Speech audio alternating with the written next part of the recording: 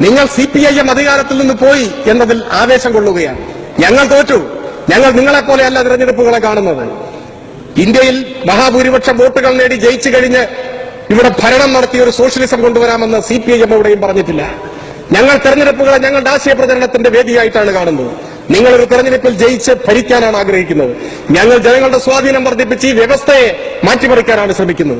അതിനിടയിൽ ഞങ്ങൾക്ക് ഭരണം കിട്ടുമ്പോൾ പാവപ്പെട്ട മനുഷ്യർക്ക് സഹായം കഴിയുന്ന ചെറിയ ചെറിയ കാര്യങ്ങൾ ഞങ്ങൾ ചെയ്യുമെന്നേ ഉള്ളൂ. അല്ലാതെ ഇങ്ങനെ ജയിച്ചിട്ട് വന്ന് സോഷ്യലിസം ഉണ്ടാക്കാനൊന്നും തന്നവരല്ല ഞങ്ങൾ.